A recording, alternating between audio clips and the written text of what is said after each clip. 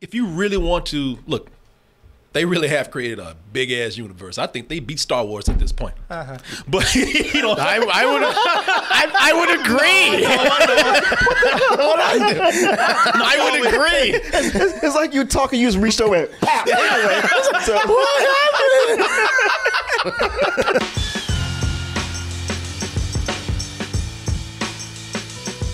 Hey everyone, support our Patreon, which helps us to continue bringing you our live streams, videos, and podcasts while bringing you new content such as exclusive live streams and animated shorts. Everybody been talking about your girl Wanda, man. Now everybody loved WandaVision. And, you know, some people thrown off by it, but a lot of people love WandaVision. They said, man, this new sitcom is hilarious. This takes me back to the old classic golden age days of sitcoms, man. I love this. And this week they're like, man, this one was a little weird episode. It was like a very special WandaVision. Be careful, Rambo. What the hell you think you're doing? Why you want to touch it? Why pull Prometheus? It's beautiful. You're sucked in. Boy, you've been gone for a while. Apparently getting snaps makes you stupid. Marvel Studios' WandaVision. Now streaming only on Disney+. Yeah, a lot of people getting Disney Plus to see what Wanda's up to. And like I said, if you don't know anything about Marvel, but you told your grandmother something, that'd be a great trick to play your grandmother. Oh boy,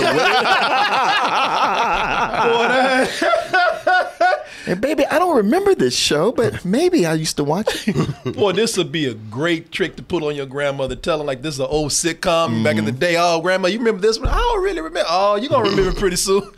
And then you get to this episode right here. Watch it.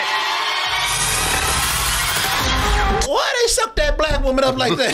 Well, I think in the last two, your grandmother be like, I don't remember there being black people on these shows. Yes. Or any minorities. Why is he not cleaning? Or leaving? Yeah, so if you pulled a trick on your grandmother and you tried to show them WandaVision, let me see here. I'll go to WandaVision over here real quick because as you know, not that I need to really remind you people, but if you've been watching this, but as you know, WandaVision started out sort of as a tongue-in-cheek play on the American 50s and 60s and 70s sitcoms out there. Heavenly shades of night are falling. Oh, this is gonna be a gas. Your grandmother and grandfather, oh, those were good old days. I'm glad they making TV shows like this again. Until you show them this shit right here. Be careful, Rambo. Oh shit, they sucking in Negroes. What the hell is going on with me? When did this show take a turn? Yeah, people, like I said, if you were following that format, this is almost like a very special episode of WandaVision. In fact, I even think it's called episode 4. It's called We Interrupt This Regularly Scheduled Program. Oh, nice. Yeah. Yeah. Because they're going to go back to that sitcom format. By the way, people, yes, this is a spoilery sort of discussion. So if you haven't seen this yet, then you know what to do. But with this particular episode, you know, they took a step out of that format to show you what the outside world is seeing with Wanda and what's going on with the situation that we see her in.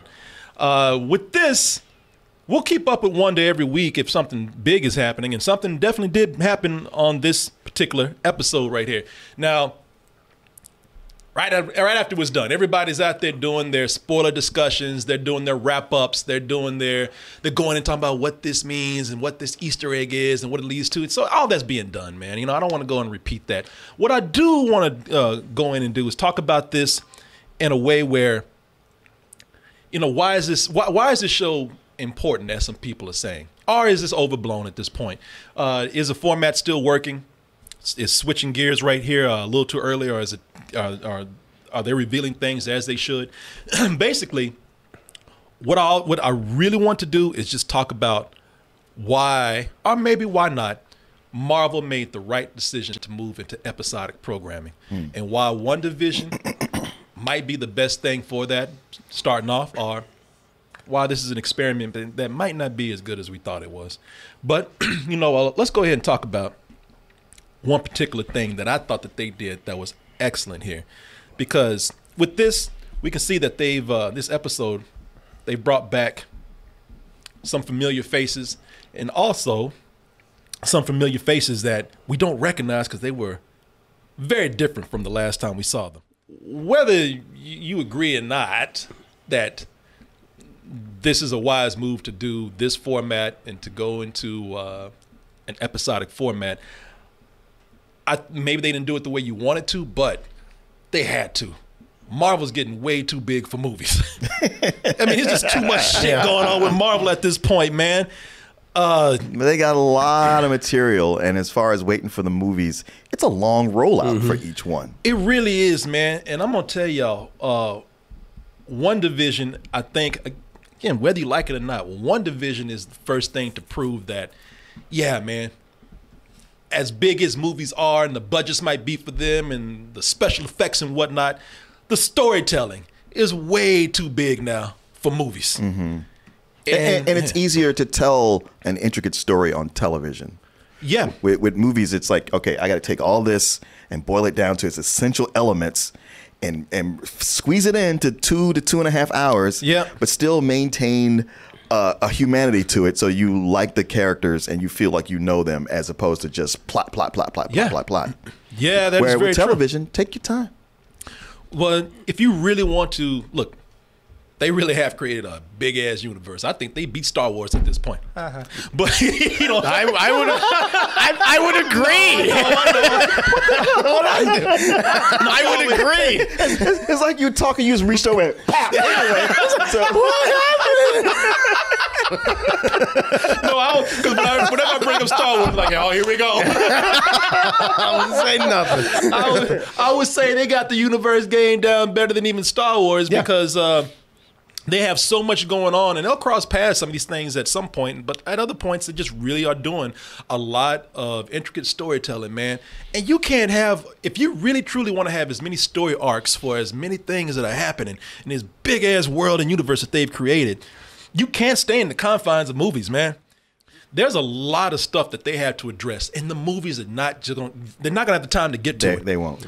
And WandaVision has allowed us to not only take more risk and get crazier with this format, but now we're seeing that it's impacting a larger story. This was shown in this opening episode here, where they showed, and Chris, you and I talked about this a lot.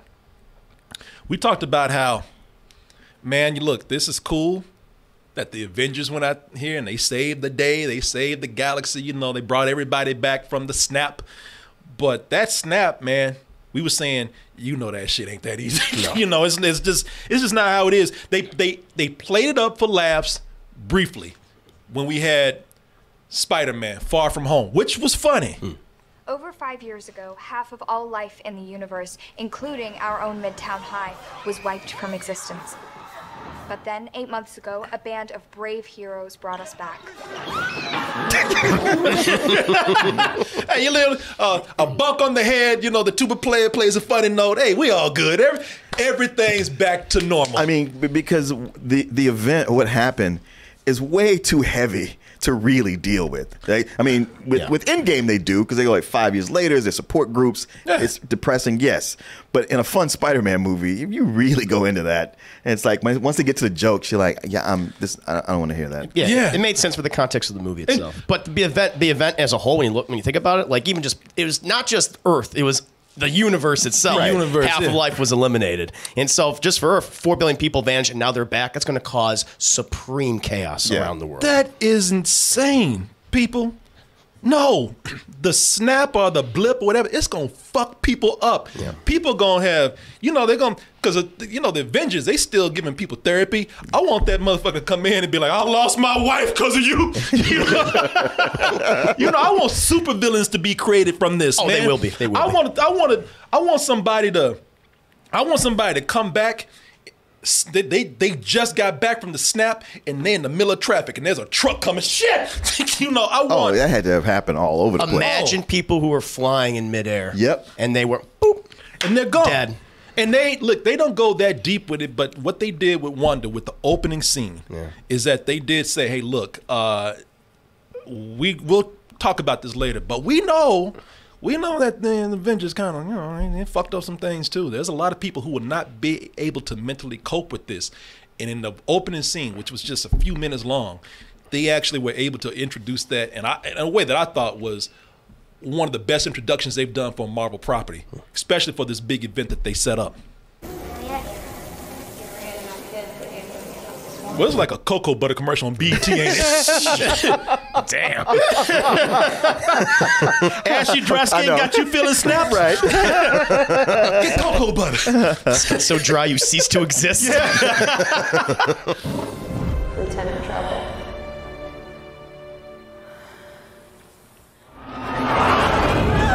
People, if you think about it, and I know they didn't plan it, but it could even be almost analogous to what's going on with Corona. You see the way that dude was talking about, bitch, we ain't got no capacity, don't even ask. Right. Yeah, it's full. We don't know why all these people are coming back, but what they did show was finally they showed the chaos of what is supposed to be a heroic event.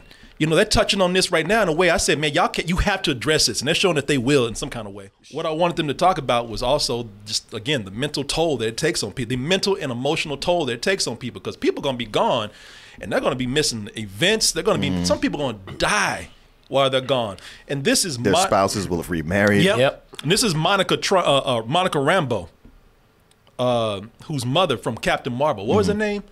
Captain Rambo. Captain. I don't know the mom's name. I'm just going with. They mentioned it. Maria Rambeau. Yeah, that's it. Maria Rambeau. We'll talk about that a little bit later. But you see that there's a very emotional stake that was very high for some people who were gone for those 5 years.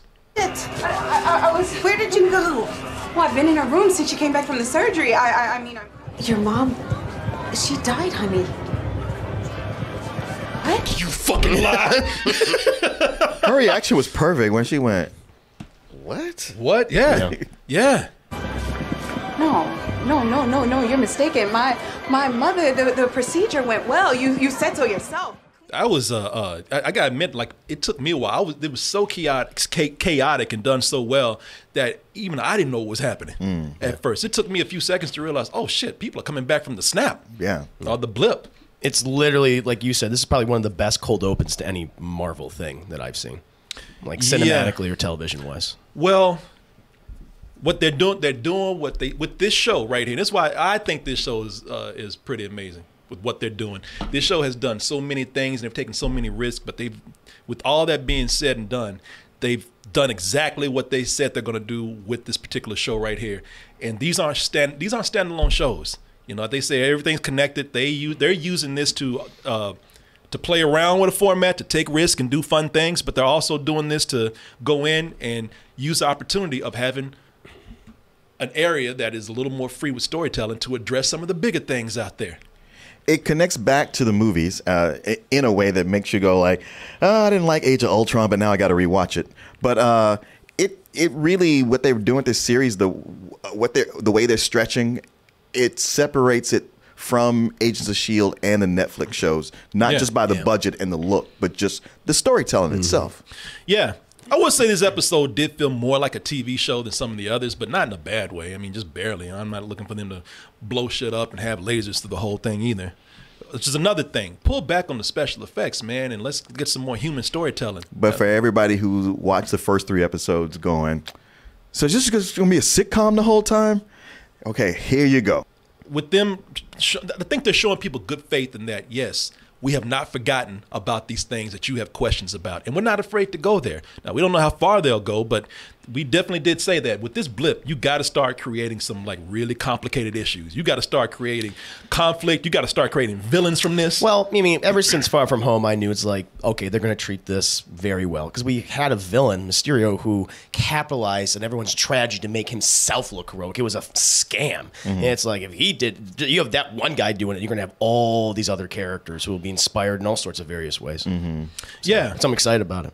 Yeah, same here, man. I'm very excited about this too. You know, I also like how, again, going into, this is what I'm talking about. If you had these movies would introduce characters that were serving one purpose, and then they were gone because we ain't got time to put them back in anywhere. Sure. They've taken some characters that I did not like. That motherfucker needs to go today. One of those people was I'm not gonna say I hated them. I was just like, you just here to just say smart ass quotes. That's all. Yeah. You're just here to just be snarky, jokey. You're comic relief. That's all you. That's all you serve. Darcy Lewis, man. Darcy Lewis from Thor. I'm not gonna say I hated her, but I said, man, you just here for a laugh or two, and that's all. And by the way, I don't even think you're that fucking funny. What realm is this? Alfheim? Dornheim? New Mexico? You dare threaten me, Thor, with so puny a weapon? Okay, that was funny. Shut your big ass up. You know what? I had a love-hate with her because in the first Thor, I thought she was so funny. I was like, man, I want more of her. Yeah. And in the second one, I was like, get her out of here. I can't stand her. Yeah. There were She's moments, snarky and not funny and won't shut up. Yep. It was even when they did a joke, I just didn't like the delivery with her. What? He was freaking me out. That's Kat Denning. I have nothing against her. It was a useless character. Yeah. The writing did her no favors, no other direction. But they brought her back, man. And I have to say, like, hey, look, respect for you to doing what you did. It's almost like the character of Darcy Lewis, man. Darcy Lewis was an intern, the funny intern, and sometimes annoying. And it was almost like the movie even said, hey, you remember that annoying-ass intern that was always talking shit? You know, she's kind of done well for herself. Hey, she graduated school, got a doctorate. Man, she's a full-time physicist now. You know, did she stop talking shit? Yeah. No. Nope.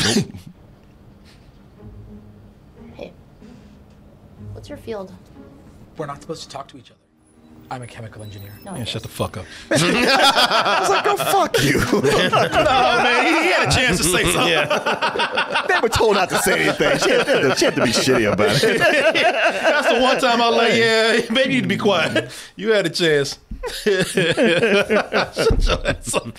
You know, yeah, hey, look, yeah, she's still a smart ass, but at least she got a job now.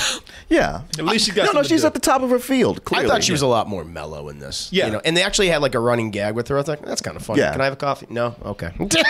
Like there was some fun stuff. Yeah, the longer it went on, the more I was like, all right, I'm warming up to it. But at this part right here, I was like, ooh, I can't stand it. No, I get you. That same fucking Darcy. You know? That fucking kid.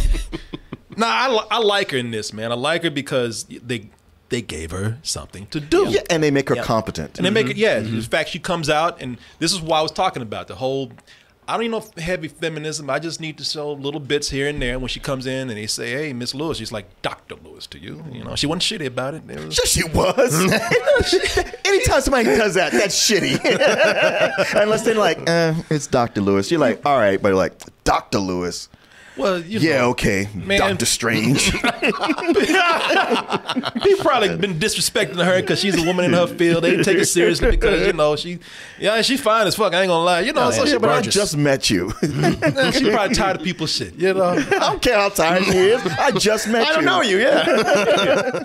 You know, in talking about some of the characters that they brought back besides Darcy, somebody I did like was Jimmy Woo. That guy, man, you know, because I think when you bring back certain characters and you know how to do it right, this show does, you can reward the viewers who have been who have been lasting long with these movies. You don't have, this is what's great about it. You don't have to show us, people don't have to know what's going on to show them what's happening. You know, they could be a joke on the side that would be like, that's funny on its own. But anybody who's kept up with these movies, they remember Jimmy Woo. He's a detective. Or what's his name? Not detective, but he works for S.H.I.E.L.D., right? Isn't he like CIA? CIA is it or CIA? FBI? I forget. I don't think he's a S.H.I.E.L.D. though. Yeah, well, because they mentioned Quantico, which would make him CIA. Agent. Yeah. But in the comics, he worked for S.H.I.E.L.D. He's FBI. Yeah. Here he's FBI. Yeah, FBI agent Jimmy Woo, man. You know, there's little things that they did with him, and a lot of people already noticed this, so it's nothing that you haven't seen. I'm not trying to introduce it like it's new. But when I saw it, I was like, oh shit, I remember when he did that. That's a nice follow-up touch right there. James E. Woo, FBI. Been practicing that shit. I know. Got a homemade spring. I'm gonna get it this time. Yeah. He been waiting to get there all day so he can do this shit. Yeah. And you know what? That is cool because that's from that's a joke from Ant-Man. If anybody remembers when he was trying to and I'm so glad for him too. He was working his ass off to get that card trick. Sir, can you knock? Motherfucker! He wanted that trick so hard he was about to choke. about to choke Scott Lang. Took him 5 years. Took him 5 years. He was obsessed with what I found so funny about that is that this character, and this is why I'm glad they followed up with it, because that character was obsessed with that joke for years. How'd you do it, Scott? Do what? The card trick. Tony. Come on, I'll let you go if you tell me. Yeah, give you a 2-hour head start. He was he was obsessed with that trick for years, man. You know, it's sure it's an Easter egg, but it's an Easter egg that builds character, you know, and like I said, it rewards people. Sure. I mean, if you don't know about it, it doesn't matter. No. But I think these shows will allow you to do more of that because, again, sometimes they'll take years for movies to come in. And by the way, they probably wouldn't even be, if they were just doing movies, this character would still be relegated to a small role. Cameos almost. Yeah. The actress that plays Monica Rambeau. What is this girl's name? And I like her. I've seen her in quite a few things. She's actually really good. And I'm glad to see her on the come up right now. Teyana Paris. Did anybody, when you saw her at first, did anybody make the connection? I took a guess that she might actually be like the little girl from Captain Marvel? Only because it was written about everywhere online. Yeah, really? Everyone was talking about it. Every time I do a watch party, everyone says that's that person's daughter. I'm like, okay. Yeah. See, thanks for telling me. Because I did not see it coming because they never mentioned her name. So it really they don't. catch That's me true. off guard. That's true. Yeah. Plus, they pulled one of them Don Cheadle, Terrence Howard things and got a totally a darker character to play her. You know, there's some light on her, but she's a little lighter skinned when she's younger. So I had no clue that was the same, and I didn't even make the connection. Didn't even think about it. You know, which is what they meant. So I'm glad I didn't see anything. Yeah, on that. You're lucky. Yeah, because it completely caught me off guard. I feel like they did mention her name in Captain Marvel because I just remember watching that and her friend Maria Rambeau, and they showed the daughter.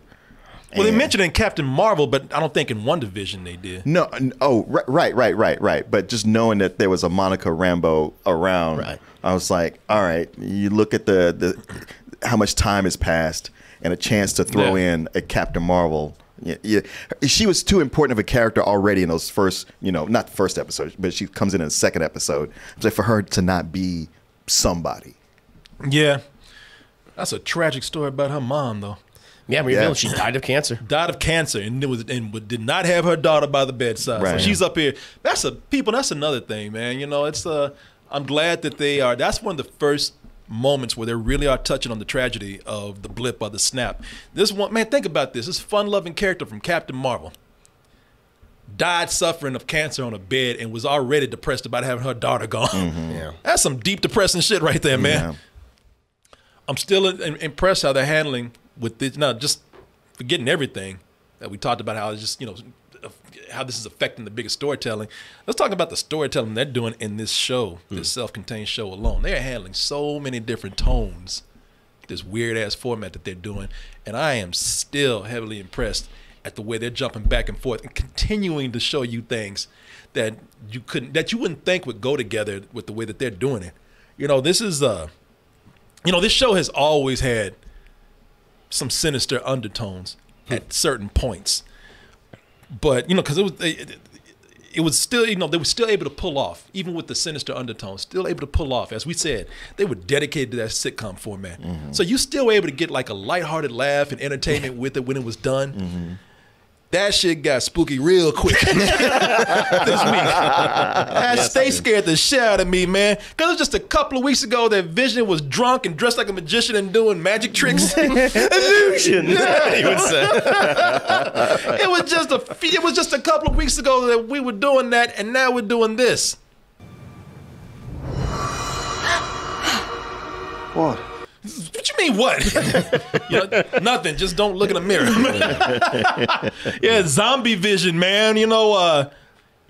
That is probably one of the creepiest things that they've done so far. They pretty much brought a little horror to this. Yeah. I thought was even creepier is when Wanda turns on Monica. I'll get to that. Yeah, I'll get it in a minute, man. This shit right here, though. Those dead eyes, and obviously he's a corpse of some sort. I mean, I know he's a synthetic human being or whatever, but he's by the way we relate, he's dead. And she's brought his ass back to life. Wow. I love the way even she, because she's the one that did it. Even she looked over and she was just like, fuck! Shit, what did I do? Oh, sorry, I forgot about that one. I'll fix that. Yeah. Rewind. I gotta stop doing this. She's about to throw up and yeah, man. That's where you start getting into some theories and Easter eggs and how this is going from, and they've done this on purpose. Like I think that not only did Kevin Feige think like, all right, you know what? I'm doing the sitcom format just because, like he said, I love Nick at Night. I love sitcoms. I've always looked for a way to bring sitcoms into the Marvel Cinematic Universe if I can. It has to be authentic, though. It has to be right. I think that, okay, he did that because, yeah, he loves sitcoms. But also, he said, you know what? Let me go ahead and just throw these people off so that, you know, when it's fun for them or even when people think that they, that they're about to get into the usual Marvel stuff, you know, they'll be thrown off by the fun sitcom tone, and then when they see some shit like that, and then we start getting darker with things, that's really gonna throw people off. That's gonna throw people for a hell of a loop, because some theories say now that with the introduction of zombie Vision or dead Vision, that's leading to some really darker elements that are possible with what's going on with Wanda. I don't know if you heard any of these at all. Like they're saying that all those people that Wanda has as co-stars in the sitcom that apparently she's created in her mind and now made reality, there's something going on with them that just sounds real creepy. You got Isabel Matsueda, cast as Beverly. John Collins is and this nigga on this fake ass terrible wig. well, look at his driver's license photo. Yeah, I know. Apparently, this dude was in the Tyler Perry directed episode of that sitcom. They're saying that these people, since they brought back Vision, they're saying that these people might actually be dead. Oh, that would be really dark. I don't know if that's true or not. People have been looking at things like there's a cemetery nearby. You know, if Vision is dead, are some of these people dead that she's brought back? We don't know if that's the case or not. But I mean, just for the mere fact that they're leading some people to think of that, you know, that's kind of that's very eerie, and it's something that could very much be a possibility. And even if they're not dead, knowing that they're real people who are being kept prisoner or something, I assume they're real people because them being dead would seem like a kind of thing they would, mention right there. You know, you're throwing up driver's license that look new. Well, what I'm thinking what they're doing is a very loose adaptation of House of M, which, for those who might be unfamiliar with it, you have Wanda, who is losing control of her powers, is literally going insane, and she creates a whole new reality, basically. And this one is just kind of another version of that, except it's a whole town. Yeah. And I guess whoever is a resident of the town, whoever goes in there, you're sucked up into her little reality that she's created for herself. This microcosm. And I know people talking about the House of M. House of M is a comic. It was two comics. It was Vision, where he had a family and moved into a middle class neighborhood, and everybody's kind of freaked out behind it.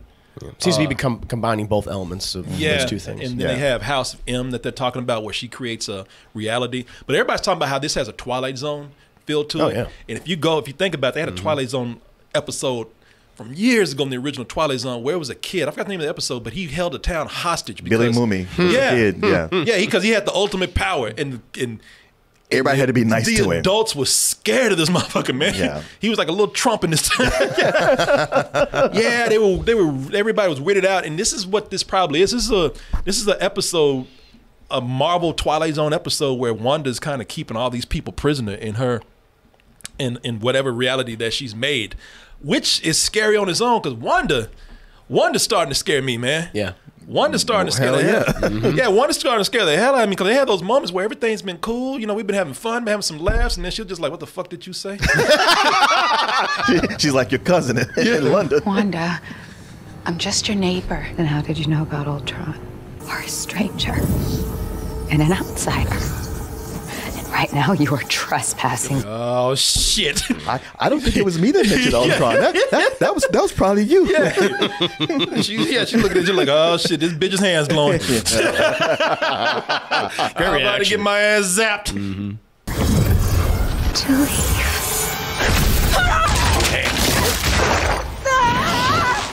I'll be over tomorrow for tea. Yeah, man. That was, the way that just comes out of nowhere.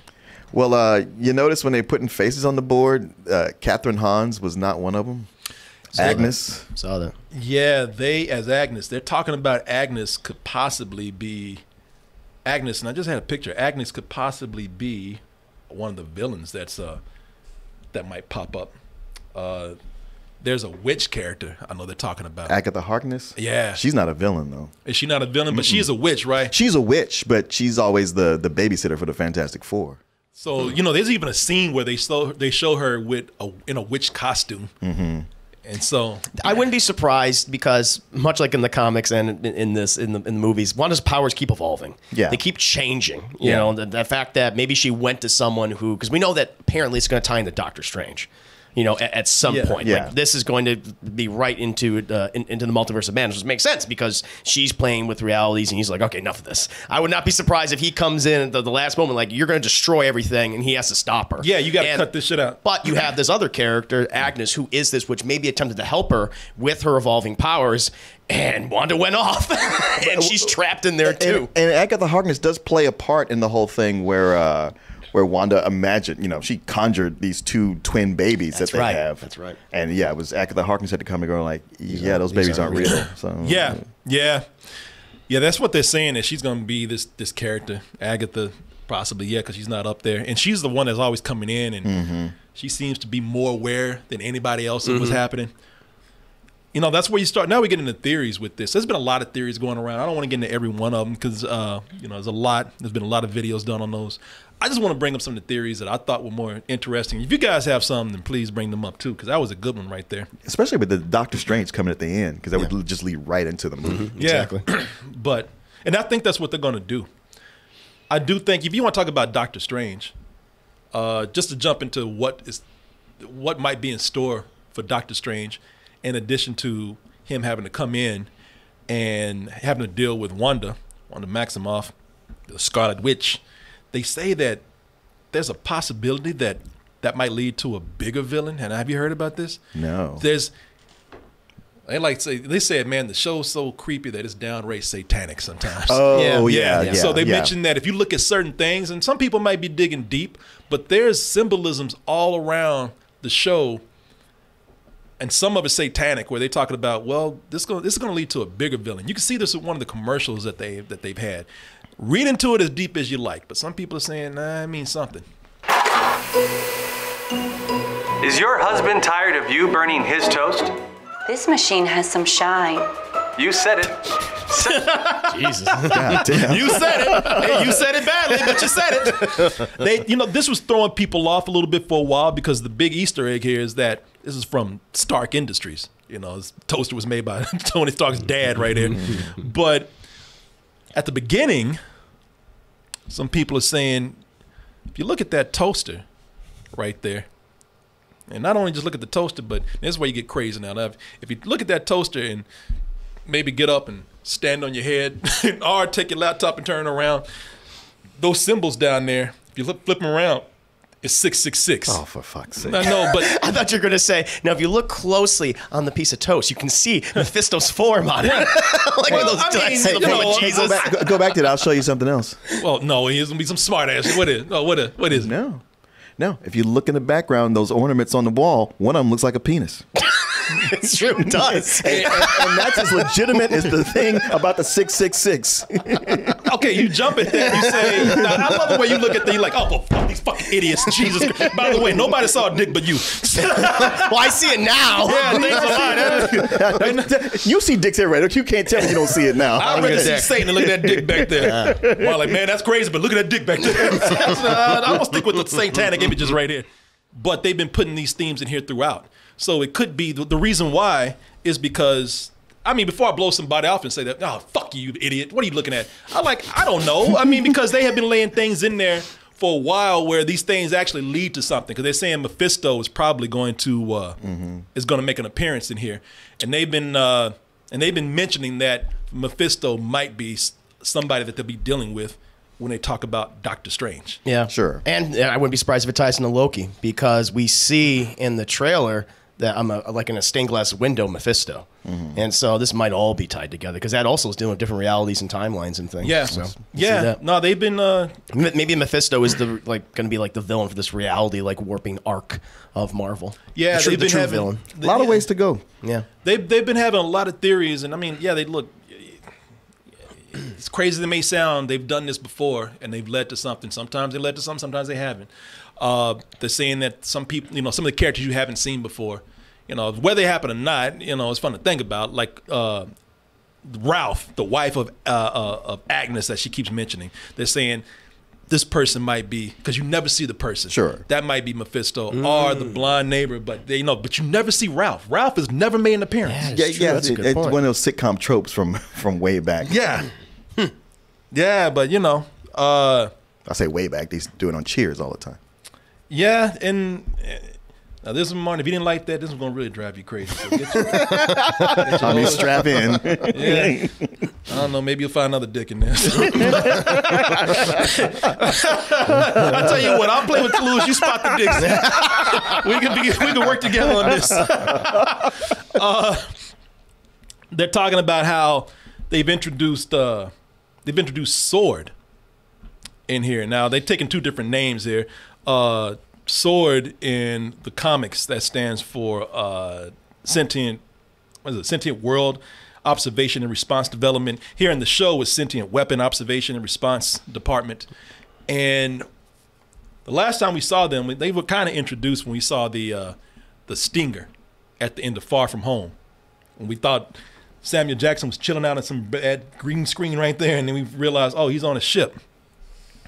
And that ship, when you see the end of it, of this Stinger right here, they pull out and they show you that, oh shit, all right, a lot of people said this is probably, no guarantees, but a lot of people said this is Sword, and sure enough, it was introduced in the show. Oh wow. And so at this point, a lot of people looking at certain things. Now this again might be a stretch, but again, it's fun to think about. They're saying if you look at the outfits that Sword has in the show, very heavy on the blue, the white, and the black. And they also mentioned that they have an astronaut program. And people are speculating. They're like, we don't know if this is going to happen, but it could be fun if this is a lead up to the Fantastic Four. They mentioned they lost astronauts. Remember, in this episode, that we lost astronauts. And they're like, oh, okay. That's exactly it. Wow. Yeah, they fucked up and lost some astronauts. And it's like, well, you got the blue, you got the white, you got the red. Wow. And so a lot of people are saying, hey, man, again, it's fun to think about. Maybe that won't be the point. That's a good one. But that is such a coincidence that they've lost astronauts, man. They got the same kind of color tone. It is, yeah. Just change it to 4 and you got it. Yeah. Pretty much. And it's fun to think about, but if it's true, it just goes to show you how much thought they put into these shows before the shows even started. Yeah. They're like, man, you know what? That's how much storytelling we have. We have to actually take time on shows now to get all this stuff ramped up, because we can't wait years to be introducing these fools right in. True. By the way, I put up John Krasinski and his wife. What's her name? Emily Blunt. Emily Blunt. That's what everybody wants. Yeah, I mean that's what everybody wants. And he had a Marvel meeting. Yep. So there's a lot of stuff in the show that's already fun to watch and see what they do, and there's a lot of creative things that they've done very well, while also taking advantage of that creative freedom to expand the storytelling in a way that I thought was pretty amazing for what they've done with this TV show. This TV show, for what it was introduced as, is incredibly well thought out at this moment. And if some of these things, even one of these or two of these things comes true, it just shows that once again, they put a lot of thought into how to carefully introduce their properties using everything that they have, television and movies. I'm really impressed with this, man. You guys, you know anything else? Have anything else that you've seen, or any theories, or? I don't know. I don't have much more in the way of theories. Yeah. I'm just digging the way this is going. Did you like it? Oh yeah, I liked it quite a bit. As a matter of fact, I could have stuck with the very sitcom-y theme one more, but I was like, all right, for everybody who's champing at the bit, has to know, hey, here you go. But it's also good to really like dig into here's what's going on. I was one of the people that said, all right, by the third episode, I was like, okay, yeah, maybe we need to change this up a little bit and get to what's behind this. Not that I was hating it. I just said, hey, and at the end of that episode, they surely did move on to some bigger things. And the funny thing is after this particular episode 4, apparently they're going to go right back to that format, that sitcom format. Did you like it? No, I really like. I've liked every episode. This, after the next one, this one was my favorite. I like that they explained like all the weird events that are happening was because they were trying to influence it or get in contact. Right? I loved all that stuff. That was amazing. Just outside of the theory stuff, and I just really appreciate we're spending a lot of time with Wanda and whatever this form of Vision is. Because one of the things that I was not necessarily disappointed by is just like I wanted more of it, where that relationship between Vision and Wanda, we got a little bit of that in Civil War, and that was so good, and briefly again in Infinity War, but now we're actually spending time with them as characters, and what I'm speculating is going to end tragically. Yeah. Which I like, which is exciting. She's a tragic character in the comics. That's what I'm saying. They've set up so many dark things, including tragedies, but with the light tone of this, which again makes sense because she created this light tone to not be able to have to deal with reality. Yeah, exactly, which is cool, man. People said, man, these superhero movies, they're doing the same thing. And they're like, well, now what? Well, no, shut the fuck up. No, you know it's different. No. Yeah, good for them, man. And set the bar high for all these other shows. I really think Loki's going to be a lot of fun, man. Falcon and Winter Soldier, I think that's going to be more of a straightforward action show, but with some cool things in there. Sure. It's definitely not deviating away from a genre like this show is. So I'm not even expecting it to. Loki, I think, will. Loki's going to be insane. Yeah.